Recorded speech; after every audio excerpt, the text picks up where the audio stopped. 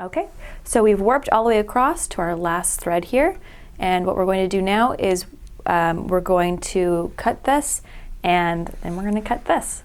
So I will show you what to do now. I've already taken the peg out, or the dowel out of the warp helper, so just take that off now. It's kind of in your way, so you can take that off, put it over here, and then what I like to do is just give this a little bit of tension, so I just crank it back just a little bit, like maybe 2 notches. There's a plastic, looks like a little duck bill here. It fits inside the gear and it will hold it in place and lock it for you so it's not going to go anywhere. Then what I do is I come over here, use my scissors, and I trim off the extra length. I leave about 6, or I guess 4 inches of yarn. And then we're just going to tie, I like to tie a double knot here just to make it really secure. So we're going to go around and through the loop once, tie it, then we're going to do it again. This is an overhand knot or whatever that's called. It's just something secure so it's not going to go anywhere. You don't need to untie it ever, so you just cinch it down. So now that's all tied off. And the next step, you can take these off. We don't need the markers anymore. Okay. And then we're going to come over here. The next step will be to cut down the center of your strands here. So before I do it, I'm just going to show you what I mean. You take your scissors, you're going to slide it down the back side of the peg, between the peg and all of the yarn, and you're just going to cut it. There's no going back, so make sure everything's right. Ta-da! Easy peasy. You can now take off your warping peg. You don't need that anymore. Just unscrew it and set it aside. Now what I like to do is just comb these out so they're laying pretty flat and even. Gently, you don't want to tug these out too much, like combing hair. Now what we're going to do is we're going to wind this yarn around this back beam. So you're going to need that piece of paper that we talked about earlier, and that'll be the next step. So go ahead and grab that and we'll come back. Okay, we've got our paper. This is a length of grocery bag. And what we're going to do is, since it's already rolled and it wants to curl a certain way, we're going to go ahead and feed it up underneath these strands, between the strands and the wood. So it's just sitting and pinned. And then we're going to slowly crank this around. So you can see it's winding itself around. This is just going to make sure that everything is even. You'll see how it works here once the yarn gets through. And I like to give it a little bit of tension by holding onto these strands with one hand as I crank very slowly with this one. And I've got the lock engaged, so every time I stop, it doesn't pull back, so it's locked. So you'll see now that the paper is going to start grabbing around this yarn. And what it does is it makes a layer of paper between each layer of yarn. That way the top layers don't feed and fall underneath the lower ones, so they're all the same height. Just good practice. And then we're going to keep winding around. Sometimes your paper is going to get a little uneven, and that's okay, so you can just unlock it.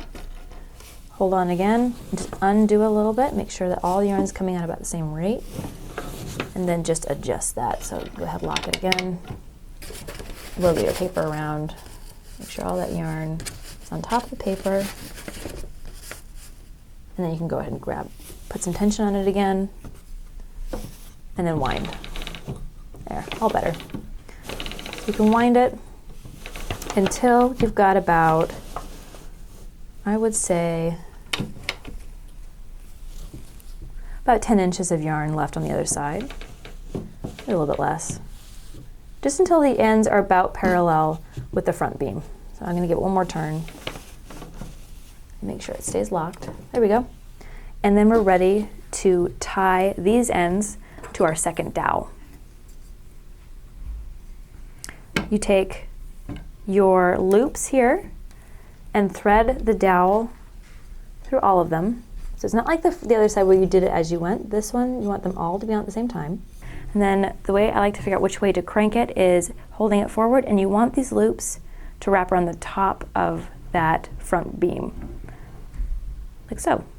So you're going to do it, you're going to wrap it around until the dowel is about parallel with this part of the frame, is that the brace. So it's right about there. You want to make sure your yarn reaches around it. That's plenty. All right, we'll come back and I will show you how to thread the rest of your reed before we finish tying it on to the second dowel. All right, so what we're going to do now is we're going to talk about the slots and the holes. We've already threaded the yarn through all the slots earlier. We're going to now take one strand of each going through the slots, just pairs now. We're going to take one of those strands, it doesn't matter which, and thread it through each of the holes to one side of the slots. It doesn't matter if it's to the left or the right, as long as you're consistently going left or right. In this case, I'm going to thread it through the hole nearest to me before every slot. So what we're going to do is we're going to take our hook and we're going to insert it in the hole. So here's your slot, the last slot we worked. We're going to insert it in the hole next door, and we're going to take one strand of yarn from the slot before it, and we're going to pull it through. Oh, we'll make sure we hook it. This is a little fiddly sometimes, but it's worth it. There we go. You just thread it through, and we just tug it all the way through. So now we've got a yarn coming through the hole and one through the slot. We're going to do that all the way across to the last one. So again, take one of them, doesn't matter which. Thread your hook through, hook it, and pull it through.